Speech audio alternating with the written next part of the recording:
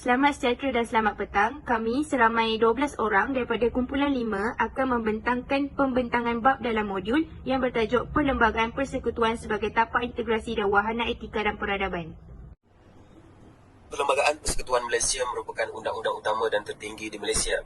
Perlembagaan ini merangkumi 183 perkara dan ia merupakan satu dokumen undang-undang yang bertulis yang telah dibentuk berasaskan dua dokumen terdahulu, iaitu Perjanjian Persekutuan Tanah Melayu 1948 dan Perlembagaan Kemerdekaan tahun 1957.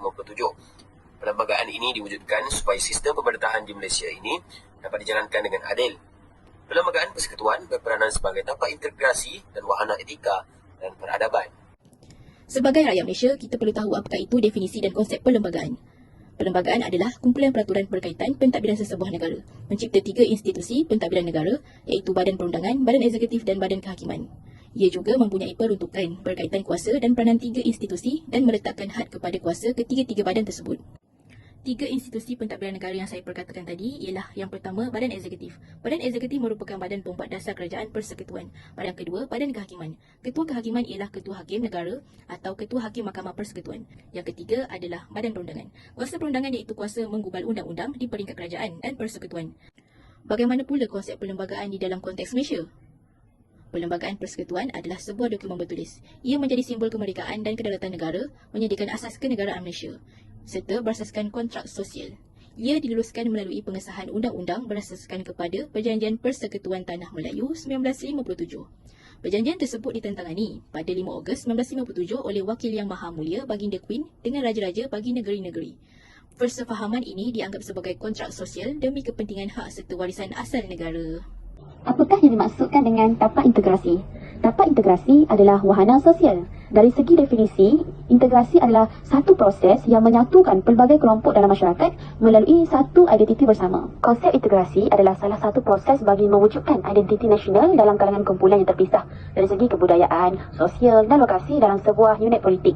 Integrasi adalah proses kerohanian atau spiritual yang merupakan hasil daripada satu penghayatan di mana akhirnya akan berlaku perkongsian pemikiran dan hati jauh melintasi perbezaan budaya dan kumpulan etnik.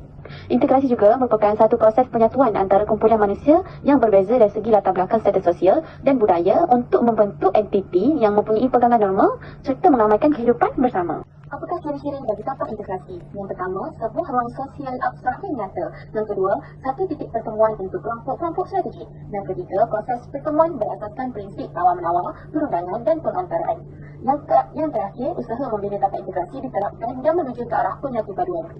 Baiklah, sekarang saya akan menjelaskan tentang kepentingan integrasi. Kepentingan integrasi dapat dilihat dari 4 sektor, iaitu ekonomi, pendidikan, keselamatan, serta agama dan budaya. Dari segi ekonomi, integrasi adalah penting dalam menjana ekonomi negara yang lebih baik dalam berbagai bidang. Ini memberi penekanan bahawa setiap rakyat di Malaysia mempunyai peluang untuk menjana pendapatan mereka secara bebas dalam apa saja bidang yang mereka ceburi tanpa mengira kaum, budaya, bangsa dan agama. Seterusnya, dari segi pendidikan, integrasi memberi impak dalam memajukan sistem pendidikan negara. Ini dapat dilihat apabila setiap pelajar mempunyai hak sama rata dalam menuntut ilmu dalam bidang apa saja yang mereka ingini. Penubuhan sekolah kebangsaan Cina, Tamil adalah salah satu usaha kerajaan untuk memberi kebebasan kepada pelajar-pelajar berbilang kaum di Malaysia untuk mendapatkan pendidikan yang setara dengan kaum yang lain. Seterusnya, dari segi keselamatan. Dari segi keselamatan, integrasi dapat mengukuhkan keselamatan daripada ancaman dalaman dan luar negara. Ini dapat dilihat melalui peristiwa 13 Mei apabila berlakunya rusuhan kaum di Malaysia yang telah mengorbankan banyak nyawa. Dalam peristiwa ini, kita dapat lihat bahawa bukan sahaja ancaman dalam yang perlu dirisaukan, malahan terdapat juga ancaman luar yang cuba menjadi batu api kepada perbalahan ini. Bagi mengelakkan peristiwa ini berulang lagi, integrasi di Malaysia perlulah dijaga dan diperkukuhkan. Akhir sekali ialah dari segi agama dan budaya. Malaysia ialah negara yang berbilang kaum dan agama. Sudah tentu terdapat perbezaan dari segi adat dan budaya. Oleh itu, integrasi dapat menjaga kesejahteraan dan keharmonian dalam negara kerana ia bukan sahaja dapat mengelakkan perpecahan dan kerana perbezaan, malah ia juga memberi peluang kepada negara rakyat di Malaysia untuk mempelajari perbezaan agama, budaya dan adat daripada setiap kaum. Seterusnya kita akan beralih kepada sejarah perlembagaan persekutuan. Antaranya ialah undang-undang sebelum kedatangan penjajah. Sebelum kedatangan penjajah, sejarah telah membuktikan terdapat beberapa sistem pemerintahan seperti Hukum Kanun Melaka, Undang-Undang Laut Melaka dan Batu Bersurat Terengganu. Walaupun istilah sistem pemerintahan yang digunakan itu bukanlah istilah perlembagaan, ia tetap membuktikan tanah Melayu mempunyai sistem pemerintahan yang sistematik sebelum kedatangan penjajah British. Tambahan pula, semasa pemerintahan British, wujudnya perlembagaan bertulis pertama iaitu Perlembagaan Negeri Johor 1985 diikuti Perlembagaan Negeri Terengganu 1911. Sejarah perlembagaan persekutuan yang kedua ialah penubuhan Malayan Union. Pada 1946, Malayan Union diperkenalkan oleh Parlimen British.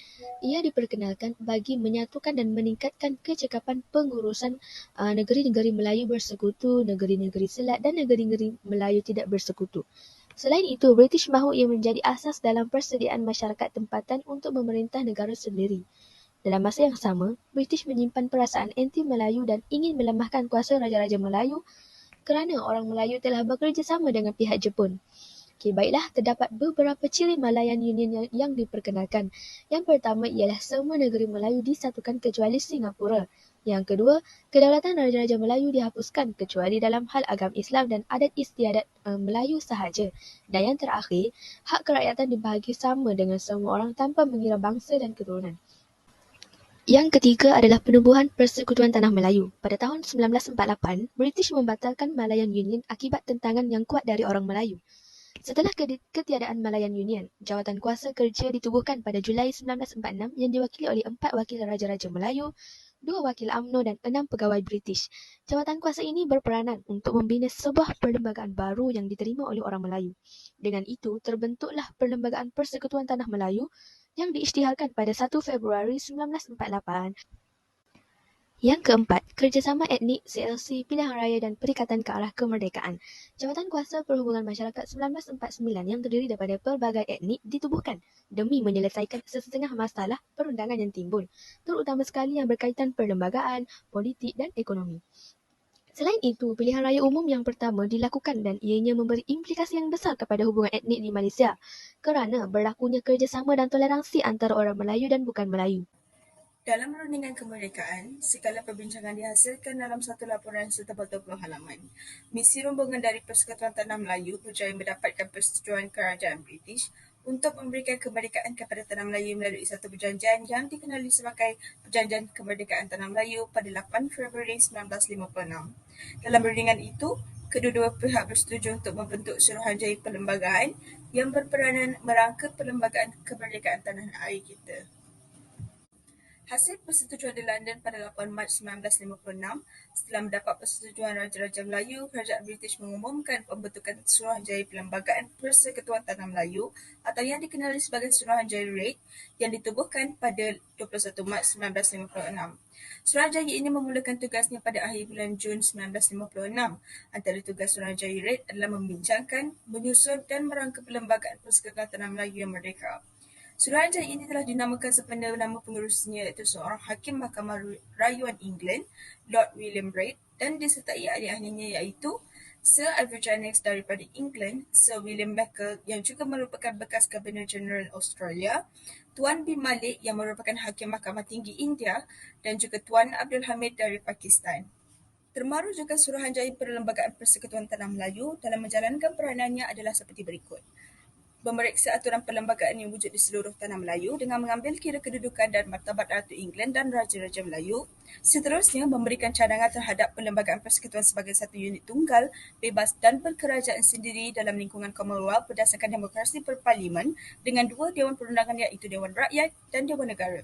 Suruhanjaya ini juga diberikan pelbagai isu sebagai panduan antaranya. Yang pertama, mewujudkan kerajaan pusat yang kuat, kerajaan negeri yang mempunyai autonomi tertentu. Yang kedua, melindungi kedudukan Raja-Raja Melayu sebagai raja berperlembagaan di negeri masing-masing. Yang ketiga, mencadangkan satu jawatan bagi Ketua Negara, iaitu Yang di-Pertuan Besar yang juga kemudiannya dikenali sebagai Yang di-Pertuan Agong untuk Persekutuan Tanah Melayu.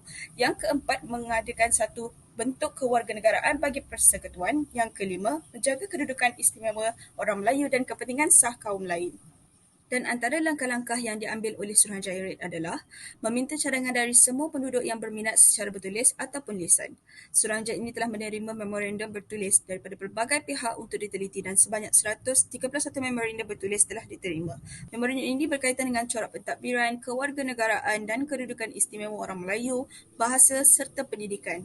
Seterusnya, Suruhanjaya Perlembagaan Persekutuan Tanah Melayu telah mengeluarkan draft perlembagaan yang mengandungi perkara-perkara berikut. Antaranya, meneruskan sistem kerajaan persekutuan dengan negeri mempunyai kuasa tertentu, sistem kewarganegaraan berasaskan jurusoli kepada semua yang lahir di Tanah Melayu, kedudukan istimewa orang Melayu diteruskan, raja-raja diterima dengan konsep raja perlembagaan dengan seorang yang di-Pertuan Agong dipilih bagi Persekutuan Tanah Melayu, sebuah parlimen dengan 2 majlis mesyuarat iaitu Dewan Negara dan Dewan Rakyat dibentuk.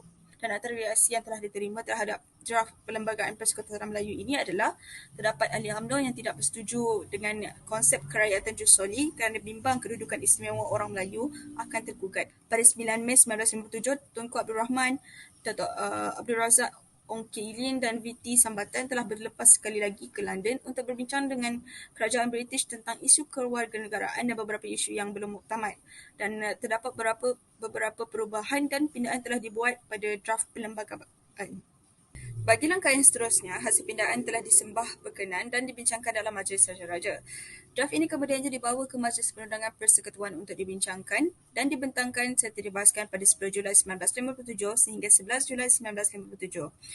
Pada akhir sekali, draft Perlembagaan Persekutuan Tanah Melayu akhirnya diluluskan oleh Parlimen British di London dan kemudiannya diluluskan oleh Majlis Perundangan Persekutuan pada 27 Ogos 1957. Dengan lulusnya rang undang-undang ini, maka Perlembagaan Persekutuan Tanah Melayu 1957 berkuat kuasa secara rasminya pada 31 Ogos 1957.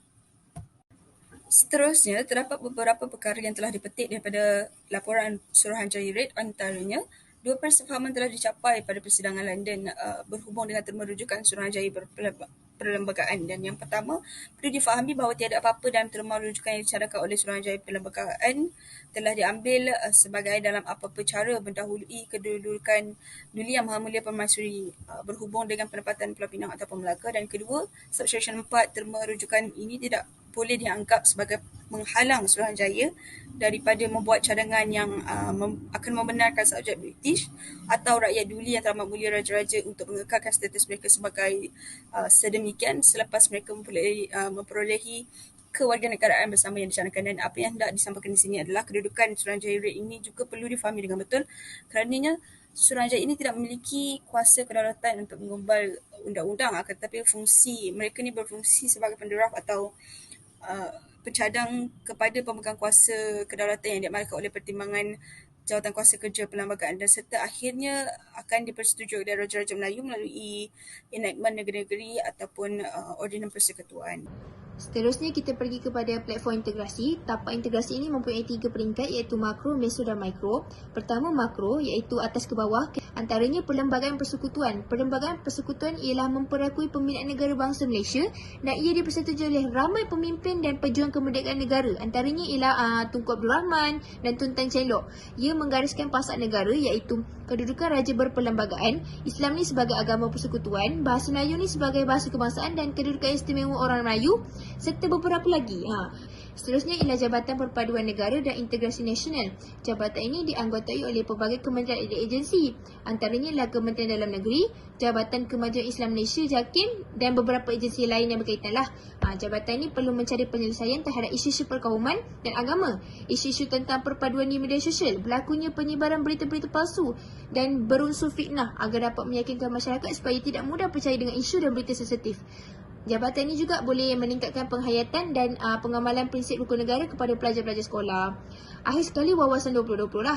Wawasan ini adalah cerita-cerita negara Malaysia yang diperkenalkan oleh mantan Perdana Menteri kita iaitu Tun Dr. Mahathir pada tahun 1991. Beliau merangka tempoh pembangunan Malaysia yang moden yang akan diperolehi menjelang tahun 2020. Antara cabaran yang berjaya diperolehi ialah mewujudkan masyarakat yang bermoral dan beretika, mewujudkan masyarakat penyayang serta beberapa lagi. Kita pergi kepada peringkat seterusnya, meso, iaitu bawah ke atas. Kategori ini bersifat peranan organisasi bukan kerajaan atau dinamakan NGO. NGO ini diusahakan oleh rakyat melalui persatuan atau jawatan kuasa. So, secara umumnya, NGO ni pihak swasta, pertubuhan sukarela, ahli-ahli dia adalah individual dan tidak mempunyai hubungan dengan kerajaan. NGO ni memberi peranan yang besar dalam sektor pembangunan negara seperti membantu menyelesaikan masalah negara dan menangani pelbagai keperluan sosial termasuk isu kemiskinan dan pengangguran.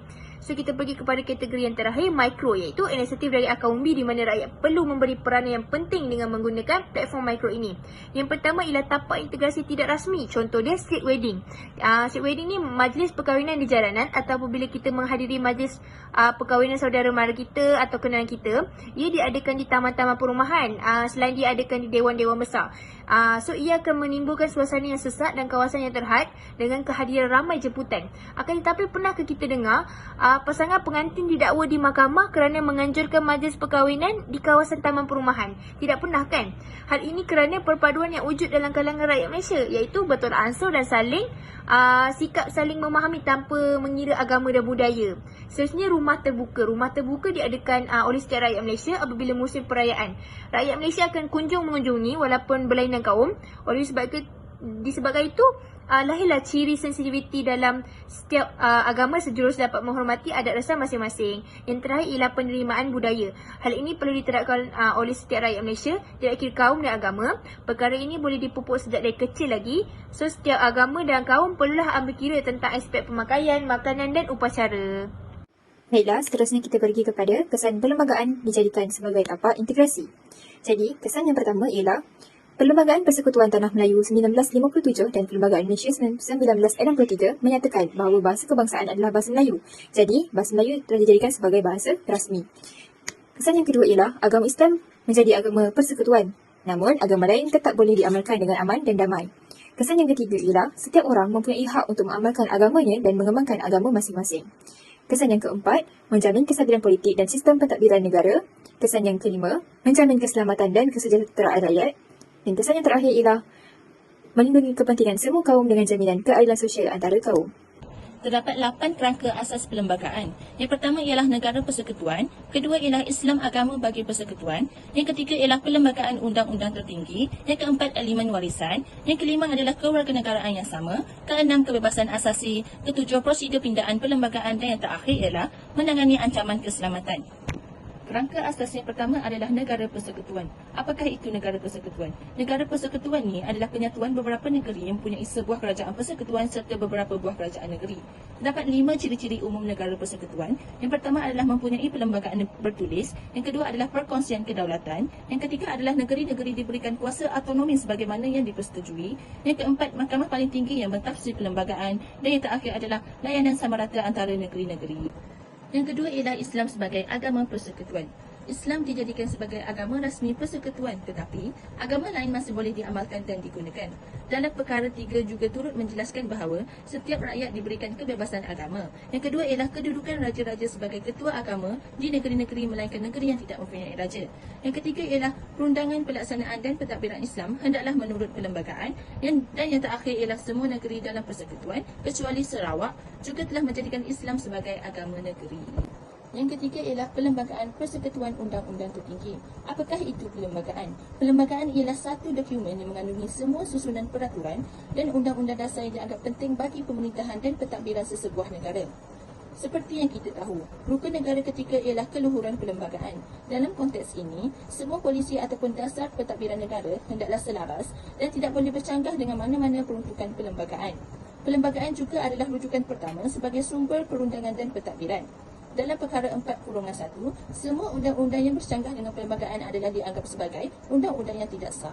Yang keempat ialah elemen warisan. Elemen warisan ini merujuk kepada elemen asal dan telah sekian lama menjadi pengenalan atau identiti bagi negara. Elemen-elemen asal dan tradisi yang dikekalkan dalam perlembagaan dengan peranan-peranan tertentu. Elemen warisan juga dirujuk sebagai tiang seri perlembagaan persekutuan. Antaranya ialah seperti yang termaktub dalam perkara 32, perkara 38, perkara 70, perkara 71 dan perkara 181 yang berkaitan dengan institusi beraja iaitu raja-raja di negeri, YDPA dan majlis raja-raja. Yang kedua ialah perkara 3, perkara 11-4, perkara 12-2, jadual keempat iaitu konteksnya adalah agama Islam. Yang ketiga ialah perkara 153 iaitu konteksnya adalah keistimewaan dan kepentingan sah komuniti-komuniti lain. Yang terakhir ialah perkara 152 yang konteksnya adalah bahasa Melayu. Kerangka asas perlembagaan persekutuan yang kelima adalah kewarganegaraan yang sama. Perkara ini termaktub dalam bahagian 3, perkara 14 hingga 31 perlembagaan persekutuan. Peruntukan ini digandingkan dengan keistimewaan Melayu dan terdapat 4 cara untuk mendapatkan kewarganegaraan. Yang pertama melalui operasi undang-undang, kedua pendaftaran, ketiga naturalisasi dan keempat adalah gabungan wilayah. Seseorang akan hilang atau dipecat kewarganegaraan sekiranya dia hilang tahan setia. Kemudian, kerangka yang keenam adalah kebebasan asasi. Perkara ini termaktub dalam bahagian 2, perkara 5 sehingga 13 perlembagaan persekutuan. Ia merangkum jaminan kepada hak-hak sivil dan politik. Perlembagaan tak menghalang hak asasi seseorang tapi ia juga tidak bersifat mutlak. Misalnya di Malaysia, kebebasan tidak mutlak seperti tertakluk kepada ketenteraman dan keselamatan negara yang menjaga aspek kewarganegaraan, kedudukan raja, bahasa Melayu dan mengambil kira keadaan fabrik masyarakat Malaysia. Seterusnya, yang ketujuh adalah prosedur pindaan perlembagaan. Pindaan perlembagaan boleh dibuat demi kepentingan rakyat, namun ia tidak boleh dibuat sewenang-wenangnya. Perlembagaan boleh dipinda melalui beberapa cara seperti mana yang digariskan di bawah perkara 159 dan 161E. Selain itu, undi 2/3 majoriti pada bacaan kedua dan ketiga dalam Dewan Rakyat dan Dewan Negara serta perkenan Majlis Raja-Raja hendaklah diperoleh dalam proses pindaan perkara seperti yang dinyatakan berikut. Dan kerangka yang terakhir adalah menangani ancaman keselamatan. Ini dinyatakan pada bahagian 11 perlembagaan. Seperti ancaman subversif yang bermaksud satu gerakan yang bertujuan untuk menjatuhkan atau melemahkan suatu sistem politik kerajaan, agama dan yang berkaitan dengan menjalankan aktiviti-aktiviti tertentu secara sulit atau menghasut dan mengancam keselamatan. Perkara ini juga menyentuh mengenai ancaman yang membawa kepada darurat besar dan sekatan ke atas jenayah terancang. Seterusnya adalah cabaran. Cabaran yang pertama adalah mengekalkan kelangsungan elemen-elemen tradisi dalam perlembagaan. Maksud elemen-elemen tradisi dalam perlembagaan persekutuan, elemen asal yang telah sekian lama menjadi identiti bagi negara Malaysia. Tradisi yang dikekalkan dalam perlembagaan dengan peranan tertentu. Elemen-elemen tradisi perlembagaan antaranya institusi beraja, raja-raja negeri YDPA, Majlis Raja-Raja, agama Islam sebagai agama rasmi, bahasa Melayu sebagai bahasa kebangsaan dan keistimewaan Melayu dan kepentingan sah komuniti lain. Negara Malaysia yang mengamalkan sistem demokrasi yang membentuk tradisi dan keunikan identiti negara kita. Cabaran yang kedua adalah mengekalkan kelangsungan sistem negara persekutuan. Peranan YDPA dan Majlis Raja-Raja Melayu dalam menstabilkan politik negara. Pertama, dari segi pentadbiran. Sistem pentadbiran disusun secara sistematik ianya membabitkan 3 struktur utama iaitu pertama adalah badan perundangan iaitu Majlis Perundangan Perwakilan yang memiliki kuasa untuk menggubal undang-undang. Yang kedua adalah badan pelaksana dasar yang berperanan membuat dasar-dasar kerajaan dan melaksanakan dasar-dasar tersebut dan ia terletak pada YDPA. Yang ketiga adalah badan kehakiman adalah badan yang bertanggungjawab mentafsir dan melaksanakan undang-undang. Seterusnya, peranan YDPA dan Majlis Raja-Raja dalam penyebaran agama Islam. Kesan dari pemerintahan dan pengislaman Raja-Raja Melayu menjadi titik tolak kepada pengembangan Islam di alam Melayu. Kewibawaan Raja-Raja Melayu berkaitan Islam telah membawa kegemilangan kepada alam Melayu dan menjadikan tanah Melayu sebagai pusat perdagangan yang masyhur. Seterusnya, cabaran yang dapat kami perolehi yang ketiga, mengekalkan kedudukan agama secara umum dan Islam sebagai agama rasmi. Okey, terlebih dahulu kita akan fokus pada kedudukan agama secara umum. Okey, dalam Islam, prinsip kebebasan beragama adalah tiada paksaan dalam agama dan juga perbezaan yang wujud dalam suatu agama adalah telah diterima. Ini jelas dan ditujukan oleh Perlembagaan Persekutuan iaitu perkara 3/1, Islam adalah agama bagi persekutuan tetapi agama lain boleh diamalkan dengan aman dan damai. Perkara 11/1, tiap-tiap orang adalah berhak menganut dan mengamalkan agamanya.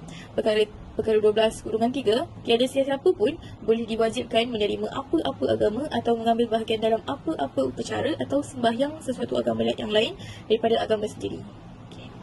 Seterusnya kita akan fokus kepada kedudukan agama Islam sebagai agama rasmi. Okey, agama ini telah termaktub di Perlembagaan Persekutuan. Perkara 3/1 iaitu Islam ialah agama bagi persekutuan. Tetapi agama-agama lain boleh diamalkan dengan aman dan damai di mana-mana bahagian persekutuan. Perkara 11/4 Undang-Undang Negeri dan berkenaan dengan wilayah-wilayah persekutuan Kuala Lumpur, Labuan dan Putrajaya, Undang-Undang Persekutuan boleh mengawal atau menyekat pengembangan apa-apa doktrin 14 atau kepercayaan agama di kalangan orang yang menganuti agama Islam. Perkara 12/2 adalah sah bagi persekutuan atau sesuatu negeri menubuhkan atau menyelenggarakan atau membantu dalam menubuhkan atau menyelenggarakan institusi-institusi Islam atau mengadakan atau membantu dalam mengadakan ajaran dalam agama Islam dan melakukan apa-apa perbelanjaan sebagaimana yang perlu bagi masa itu. Seterusnya, cabaran terhadap perlembagaan persekutuan yang keempat ialah keamanan negara dengan mengawal dan menghapuskan aktiviti subversif dan jenayah terancang. Ianya terdapat dalam perlembagaan persekutuan di bawah perkara 149 iaitu perundangan menentang perbuatan subversif, tindakan yang memudaratkan ketenteraman awam. Antara contohnya ialah yang pertama, jenayah berkaitan pengedaran darah.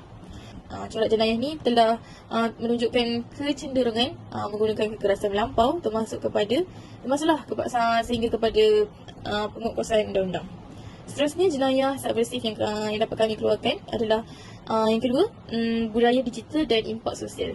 Proses globalisasi menjadi sangat pantas dan meluas melalui penggunaan teknologi komunikasi digital yang semakin menyerap di dalam kehidupan rakyat kita. Lepas tu, kandungan digital dari sumber luar negara melalui penggunaan media sosial dan aplikasi bercirikan global memberi pengaruh besar terhadap tingkah laku, pemikiran dan budaya masyarakat Malaysia. Cabaran seterusnya adalah mengekalkan kestabilan negara dengan menjaga kepentingan perpaduan dalam masyarakat berbagai etnik. Berdasarkan perpaduan melalui pendidikan, bahasa Melayu digunakan sebagai bahasa perantaraan di setiap sekolah. Hal ini bagi mengangkat ia sebagai bahasa kebangsaan. Cabaran terakhir iaitu menghadapi gelombang hak asasi dan order baru dunia. Cara untuk mengatasinya adalah dengan menghormati kesamarataan hak. Fabrik sosial masyarakat Malaysia terbentuk daripada sosio-demografi rakyat yang terdiri daripada kelompok bumi putera dan bukan bumi putera. Hal ini telah disepakati kebersamaannya untuk mewujudkan sebuah negara bangsa sejak kemerdekaan dicapai. Perkara ini jelas bahawa sikap keterbukaan pemimpin ketika itu telah memberikan keuntungan kepada negara sehingga ke hari ini. Selain itu, jaminan terhadap kebebasan beragama turut dinyatakan dengan jelas.